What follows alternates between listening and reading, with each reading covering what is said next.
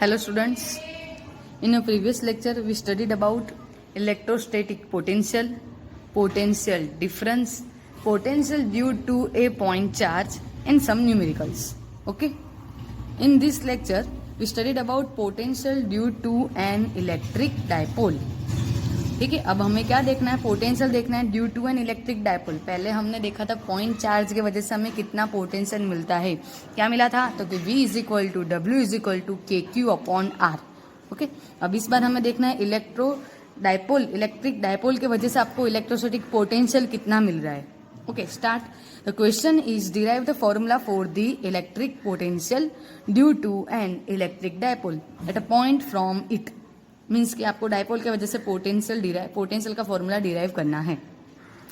As we know dipole has two charges and distance between them is 2a. ठीक है, तो a dipole is placed with origin at its mid point. Its charges minus q and plus q is separated by distance 2a. ठीक है, जैसे कि हमको पता है कि डायपोल को हमें क्या रखना है, मिड पॉइंट ओरिजिन पे रखना है. तो ये आपको दिख रहा है ओरिजिन O. ठीक है, और यहाँ पे प्लस क्यू और ये माइनस क्यू. तो ये क्या दिखा रहा है, हमें डायपोल दिखा रहा है. ठीक है, और इसके बीच का डिस्टेंस कितना है, तो कि 2a. तो ये जो इतना हमें दिख रहा है वो है डायपोल. ठीक है, अब तो डायपोल के दो चार्जेस है, माइनस क्यू प्लस क्यू, और उनके बीच का डिस्टेंस है 2a. डायपोल मोमेंट भी हमने चैप्टर 1 में देखा था. Dipole moment of the dipole is P is equal to 2a q and is direction from minus q to plus q, यानी कि इसकी डायरेक्शन होगी माइनस क्यू से प्लस क्यू तक की. Now R1 and R2 are the distance from P from plus Q and minus Q respectively, which is shown in the figure. यहाँ पे देखना है आपको फिगर में. प्लस Q से लेके P तक का जो डिस्टेंस है उसे हम कहेंगे R1 और माइनस Q से P तक का जो डिस्टेंस है उसे कहेंगे हम R2. ठीक है, आगे बढ़ते हैं. The potential due to charge plus Q at a point P is, तो पॉइंट P के वहां पे Q के वजह से प्लस Q चार्ज की वजह से कितना पोटेंशियल मिलेगा, तो कि V1 is equal to K plus Q upon R1. V का फॉर्मूला है K Q अपॉन R. तो यहाँ पे कौन सा Q है, तो कि पॉजिटिव, तो लिखो पॉजिटिव. और उनके बीच का डिस्टेंस कितना है, तो अभी हमने देखा R1, तो हम लिखेंगे V1 is equal to K plus Q R1. Similarly, the potential due to the charge minus Q is V2 is equal to K minus Q upon R2. अभी चार्ज कितना है, माइनस क्यू, तो K Q की जगह पे लगाएंगे minus Q, और R तो K माइनस क्यू से लेके P का डिस्टेंस कितना है, तो R2 जितना है, तो इसलिए हमने लिखा है यहाँ पे R2. So V2 is equal to minus KQ upon R2. V1 भी मिल गया, V2 भी मिल गया, तो अब क्या करना पड़ेगा, टोटल. तो the total potential at a point P is V is equal to V1 plus V2. अब क्या करना है, दोनों की वैल्यू पुट कर दो. V1 की वैल्यू क्या है, KQ upon R1 plus V2 की वैल्यू क्या है, माइनस KQ अपॉन R2. तो प्लस माइनस माइनस, इसलिए यहाँ पे हमने लिखा है माइनस KQ अपॉन R2. क्यों, क्योंकि V2 की वैल्यू माइनस में है. अब इन दोनों में से कॉमन क्या निकल रहा है, तो KQ. तो हम लिखेंगे KQ कॉमन में अंदर रहेगा, ये KQ निकल गया, तो क्या बचा 1 अपॉन R1. लिखो 1 अपॉन R1 माइनस, तो माइनस, और यहाँ पे क्या बचेगा 1 अपॉन R2. तो ये हमने लिख दिया 1 अपॉन R2, इक्वेशन नंबर 1. ठीक है, हमने क्या देखा, तो यहाँ पे हमने डायपोल लिया प्लस Q माइनस Q, उनके बीच का डिस्टेंस है 2a. प्लस Q से लेके प्लस P से और माइनस Q से थोड़े डिस्टेंस पे हमने एक P पॉइंट लिया है, जहाँ पे हमें डायपोल का, ये जो डायपोल लिया है उसका क्या करना है, हाँ पोटेंशियल देखना है. ठीक है, तो ये पॉइंट पे हमें पोटेंशियल देखना है. तो प्लस Q से लेके P तक का डिस्टेंस है R1, माइनस Q से लेके P तक का डिस्टेंस है R2. ओके, अब उसके अकॉर्डिंग मुझे पोटेंशियल देखना हो, तो ये प्लस Q के अकॉर्डिंग जो पोटेंशियल है वो V1, तो V1 is equal to KQ upon R1, और V2 तो minus KQ upon R2. V1 V2 दोनों मिल गया, उनका टोटल करूंगी तो मुझे मिल जाएगा V, तो वो कुछ इस तरह का मिला, तो इसे हम दे देंगे इक्वेशन नंबर 1. अब आपको करना क्या है, तब आपको 1 अपॉन R1 की वैल्यू फाइंड करनी है और 1 अपॉन R2 की वैल्यू फाइंड करनी है. यहाँ तक तो सब इजी है. अब जो याद रखना है वो यहीं से स्टार्ट हो रहा है. 1 अपॉन R1 फाइंड करना है और 1 अपॉन R2 की वैल्यू फाइंड करना है. चलो, अब आपको फोकसली पहले यहाँ पे ये फिगर को समझना पड़ेगा. इसके लिए हम थोड़ी इसको जूम कर देते हैं. ठीक है, अब यहाँ पे प्लस क्यू से लेके पी तक का डिस्टेंस r1 है और ओ से लेके पी तक का डिस्टेंस r है। अब आपको क्या करना है, take a perpendicular QN, perpendicular plus QN on the OP। OP के ऊपर, ये जो OP दिख रहा है उसके ऊपर आपको एक परपेंडिकुलर QN ड्रॉ करना है। चलो मैंने ड्रॉ कर दिया। अब यहाँ पे आपको ध्यान देना है, ये मैंने ड्रॉ किया, ठीक है। तो अब यहाँ पे लेंथ देखो आप, प्लस क्यू से लेके पी की लेंथ और यहाँ पे आर पी की लेंथ, यहाँ से लेके ये लेंथ और ये लेंथ दोनों कैसी हो गई है, सेम हो गई है, ठीक है। ये वाली जो R1 है वो और R दोनों सेम हो गए, ठीक है। तो R1 इज इक्वल टू मैंने R कह दिया। अब यहाँ तक की तो लेंथ है वो तो सेम है, ये और ये इतनी लेंथ सेम हो गई। तो ये जो इतना भाग जो बच रहा है ON, उसकी लेंथ में क्या लिखूं, तो कि कोई नहीं, ये जो R है उसमें से ये कितनी हो जाएगी, R1 हो जाएगी।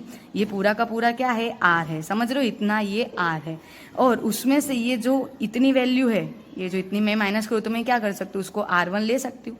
तो हाँ, तो बड़े वाले R में से R1 को मुझे क्या कर देना है, माइनस, क्योंकि इधर से लेके इधर तक का जो डिस्टेंस है वो तो R1 जितना है। तो कि अखे R में से अगर मैं इतनी R1 की वैल्यू माइनस करूँ तो मुझे ON मिल जाएगा। तो ON की जगह पे हम लिखेंगे R माइनस R1। उसी तरह से यहाँ पे नीचे के लिए आपको देखना है, OP तो कितना है, R है, और माइनस Q से लेके P कितना है, R2 है। अब इन दोनों में बड़ा कौन, R क्या R2, तो क्या ऑब्वियसली R2, क्योंकि वो थोड़ा पीछे की साइड है। अब यहाँ पे भी हम एक परपेंडिकुलर OM ड्रॉ करेंगे on the minus QP, minus QP के ऊपर हम OM परपेंडिकुलर ड्रॉ करेंगे। अगेन मैं यहाँ पे पेन रख रही हूँ, तो आप लोगों को ये R और यहाँ का R2, ये दोनों, ये लेंथ और ये लेंथ दोनों सेम लग रही है। तो R2 की जगह पे मैं क्या लिख सकती हूँ, R लिख सकती हूँ कि नहीं, हाँ। तो अगर मुझे इतना पूरा पता है तो मुझे इसका खाली फाइंड करना हो, माइनस QM की वैल्यू, इतनी लेंथ की वैल्यू मुझे फाइंड करनी है। तो कोई नहीं, R2 में से, ये बड़े वाले R2 में से इतना माइनस कर दो, इतना पोर्शन माइनस कर दो। इतना कितना है, तो कि R के सिमिलर जितना है। तो हम यहाँ पे लिखेंगे R2 माइनस R। तो ध्यान रखना है, यहाँ पे ऊपर होगा R माइनस R1 और नीचे होगा R2 माइनस R, ठीक है। चलो, ड्रॉ QN परपेंडिकुलर OP। जैसे हमने देखा था, QN को हमने OP के परपेंडिकुलर ड्रॉ किया in a triangle QON, angle QON is equal to theta. तो वहाँ पे हमें QON, यहाँ पे देखो QON हमें क्या लेना है, थीटा लेना है, ठीक है। अब ON is equal to R minus R1, तो ये कैसा है वो मैंने आपको समझा दिया है। ON is equal to R minus R1। Now cos theta is equal to ON upon OQ, वो कैसे, तो यहाँ पे हमने जो परपेंडिकुलर लिया है ये एंगल से देखना है cos थीटा। cos थीटा का फॉर्मूला क्या होता है, तो कि एडजेसेंट अपॉन हाइपोटेन्यूस। तो इसका एडजेसेंट क्या होगा, ON, और इसका हाइपो यानी कि इसके सामने वाली साइड, तो ये हो जाएगा OQ, ठीक है। तो यहाँ पे हम लिखेंगे cos theta is equal to ON upon OQ, okay. अब ON को हम क्या बनाएंगे, मेन बनाएंगे। तो जो OQ है वो क्या हो जाएगा, cos थीटा के साथ में मल्टीप्लाई। तो ON is equal to OQ into cos theta. अब वैल्यू रखो, चलो ON की वैल्यू क्या है, तो ON is equal to R minus R1 is equal to OQ। अब OQ देखो यहाँ पे, ये पूरा का पूरा इनका डिस्टेंस कितना है, 2a जितना है। प्लस Q से लेके माइनस Q का डिस्टेंस 2a जितना है। तो ये जो हाफ है उसे हम क्या कह देंगे, तो 2a में से हाफ करो यानी कि a। तो हम यहाँ पे लिखेंगे OQ की वैल्यू a, OQ की जगह पे क्या लिखेंगे, a cos theta as it is, ठीक है। अब क्या करना है, ये जो R1 है, ये जो R1 माइनस में है वो यहाँ जाएगा तो कैसा हो जाएगा, प्लस, और ये जो a cos थीटा है इक्वल टू किस साइड आएगा, तो माइनस। तो आपको कुछ ऐसा मिलेगा, R1 is equal to R minus a cos theta. अब क्या करना है, इस साइड में, लेफ्ट हैंड साइड में, सॉरी राइट हैंड साइड में R से मल्टीप्लाई करना है और R से डिवाइड करना है। तो चलो पहले तो ये जो पूरा है ना उसके मैंने मल्टीप्लाई में R लिख दिया, ओके। अब R डिवाइडेड बाय R करेंगे तो क्या हो जाएगा, 1। फिर ये जो a cos थीटा है उसको भी मैंने डिवाइडेड क्या कर दिया, R। तो ये ध्यान आपको यहाँ पर ही रखना है। R1 माइनस इधर लिया, प्लस हो गया, ये प्लस है यहाँ पे आया माइनस हो गया, कुछ इस तरह का मिलेगा। अब इधर R1 एज इट इज, फिर ये जो टर्म है राइट हैंड साइड वाली उसको R से मल्टीप्लाई करना है, देन R से डिवाइड करना है। तो ये तो मैंने मल्टीप्लाई कर दिया, R डिवाइडेड बाय R तो क्या हो जाएगा, कट कट 1, तो ये लिखा 1। और a cos थीटा है उसको मैंने R से डिवाइड किया, ओके। अब हमें जो फॉर्मूला मिला था उसमें सिर्फ मुझे क्या करना है, दोनों साइड पे स्क्वायर रखना है, ठीक है, तो चलो मैंने दोनों साइड पे स्क्वायर लगाया। R1 square is equal to R square 1 minus A upon R cos theta का होल स्क्वायर। सिर्फ मैंने क्या कर दिया है, दोनों के ऊपर स्क्वायर लगाया है। अब R1 का square is equal to R square. अब ये आपको किस तरह से लग रहा है, ए माइनस बी का होल स्क्वायर जैसा लग रहा है, ए माइनस बी का होल स्क्वायर। तो ए माइनस बी का होल स्क्वायर का फॉर्मूला क्या है, a square minus 2ab minus b square. ठीक है, तो ये ए स्क्वायर हो जाएगा 1 माइनस 2ab, तो ये 2 और फिर a यानी कि क्या है 1, तो 1 तो लिखो ना लिखो कुछ फर्क नहीं, इसको हम कंसीडर कर लेंगे हमारा a, इसको कंसीडर करेंगे b। तो a का स्क्वायर यानी 1 का स्क्वायर 1। ठीक है, फिर यहाँ पे 2, तो ये लिख दिया 2, a यानी कि 1 लिखो ना लिखो कोई फर्क नहीं पड़ता, b यानी कि a r cos थीटा, तो ये हमारा हो गया 2ab cos थीटा। ठीक है, तो a का square minus 2ab plus b का स्क्वायर, तो ये जो पूरा है उसका मैं क्या करूंगी स्क्वायर, तो यहाँ पे मुझे मिलेगा a square plus a square upon R square into cos square theta. ठीक है, तो अगर आप लोगों को याद ना रहे इसलिए मैं यहाँ पे लिख देती हूँ, a स्क्वायर माइनस है, यहाँ पे माइनस है तो हम यहाँ पे माइनस लिखेंगे, minus 2ab plus b square का हमने यूज किया है। ठीक है, चलो अब in above equation A square upon R square is equal to 0। क्यों, क्योंकि R is greater than A, ये जो ए है उसके करता आर बहुत ज्यादा बड़ा है, तो ये जो पूरा टर्म्स है वो क्या हो जाएगा 0।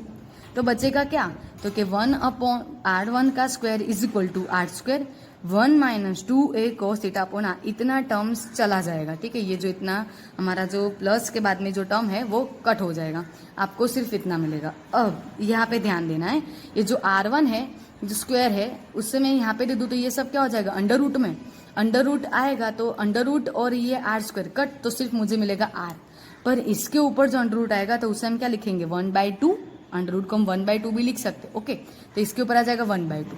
देन स्क्वायर तो इस साइड देना है और उसको 1 अपॉन में लिखना है, क्योंकि हमें क्या चाहिए था 1 अपॉन R1 और 1 अपॉन R2 की वैल्यू, याद है ना। हाँ, तो अब ये जो मुझे तो R1 चाहिए तो स्क्वायर मैंने यहाँ पे दे देना है और 1 के अपॉन में करना है, तो मुझे फाइनली आंसर मिलेगा 1 upon R1 is equal to 1 upon R bracket में 1 minus 2a cos theta by R bracket complete. 1/2 है लेकिन कैसा माइनस, क्यों, क्योंकि हम उसे नीचे लेके आए।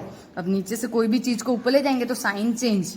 ठीक है, आगे 1 upon R1 is equal to 1 upon R, फिर ये जो माइनस 1/2 है उसको हमें अंदर देना है। ठीक है, तो माइनस माइनस क्या हो जाएगा प्लस, और ये जो 2 है वो यहाँ पे आएगा तो 2 क्या हो जाएगा कट, तो सिर्फ हमें मिलेगा a cos theta upon R।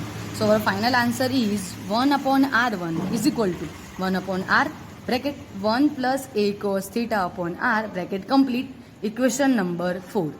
तो ये जो प्रोसेस हमने R1 फाइंड करने के लिए किया, सेम वही प्रोसेस हम R2 फाइंड करने के लिए करेंगे। So we can write similarly R2 square is equal to R square bracket 1 plus 2a cos theta upon R। अब ये प्लस क्यों है, तो आगे ही मैंने आपको फिगर में समझाया था, ऊपर क्या था R माइनस R1 था और नीचे R2 माइनस R था। ठीक है, तो यहाँ पे आएगा प्लस।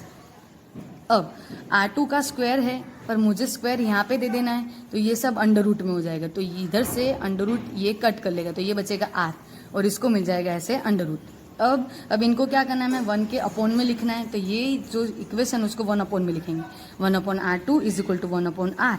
और ये जो इतना जो बड़ा टर्म्स है वो अगर मैं नीचे 1 अपॉन में ना लिखूँ तो सिर्फ यहाँ पे क्या लगा देना -1/2। ठीक है, चलो तो 1 अपॉन R2 का आपको फॉर्मूला मिला। अब क्या करना है, तो ये जो पहले की तरह 1 - 1/2 है इसे हम क्या करेंगे अंदर दे देंगे, तो प्लस माइनस माइनस, तो ये आया यहाँ पे माइनस, और 2 क्या हो जाएगा कट हो जाएगा, क्योंकि ये यहाँ पे आएगा ऐसे 1/2, तो 2 क्या हो जाएगा कट, तो आपको बचेगा -a cos theta upon R। Give equation number 5। बस अब हमारा काम तो हो गया, क्योंकि हमें फाइंड करना था 1 अपॉन R1 और 1 अपॉन R2। अब इसको क्या करना है, तो कि इक्वेशन नंबर 1 उसमें क्या करना है वैल्यू रख देनी है। तो v इज इक्वल टू, हमारे इक्वेशन नंबर 1 क्या था, v is equal to KQ upon R bracket में 1 upon R1 plus 1 upon R2। अब now put the equation number 4 and 5 in equation number 1, so we get v is equal to KQR हमने common लिया था। अब ये value है 1 upon R1 की और ये वैल्यू है 1 अपॉन R2 की, और बीच में है माइनस। ठीक है, अब इनको सॉल्व करेंगे 1 प्लस ए कोस थीटा माइनस 1 माइनस ए कोस थीटा। चलो ये माइनस साइन अंदर जाएगी तो ये 1 कैसा हो जाएगा माइनस। मैं आपको यहाँ पे करके दिखाती हूँ। v इज इक्वल टू के क्यू अपॉन आर। अब ब्रैकेट ओपन करेंगे 1 a cos theta as it is. अब ये माइनस इधर जाएगा तो क्या हो जाएगा -1 और ये माइनस माइनस क्या हो जाएगा प्लस, तो ए कॉस थीटा। ओके, और अब इसमें से क्या हो जाएगा प्लस माइनस कैंसिल, तो आपके पास में क्या बचेगा 2a कॉस थीटा। ठीक है, तो ये आपके पास में ऊपर आया 2a कॉस थीटा और दोनों के बदले एक बार हम r लिखेंगे तो ये आ गया r। अब ये r बाहर आ जाएगा तो क्या होगा, अब r बाहर आ जाएगा तो r इंटू r स्क्वायर, तो ये हो गया हमारा r स्क्वायर। ऊपर क्या था के क्यू था और 2a कोस थीटा, के क्यू था और बाजू में प्रोडक्ट में क्या था 2a कोस थीटा। चलो सबको मिक्सअप करेंगे तो हमें क्या मिलेगा के 2aq cos theta upon r square. अब जैसे ही आप सबको पता है और हमने स्टार्टिंग में भी लिखा था कि dipole moment p is equal to होता क्या है 2aq, तो इसकी जगह पे हम क्या लिख सकते हैं p, तो v is equal to K P into R cap upon R square. तो हमारा फाइनल आंसर क्या आया, तो K P upon R square. तो hence potential due to an dipole decreases as a 1 upon R square with a distance. तो यहाँ पे आपको क्या मिला 1, यहाँ पे आप समझेंगे 1 और ये आर स्क्वायर, तो पोटेंशियल डिफरेंस है वो 1 अपॉन आर स्क्वायर के हिसाब से डिक्रीज होगा। ठीक है, तो फाइनल आंसर आपको याद रखना है potential due to an dipole is K P upon R square.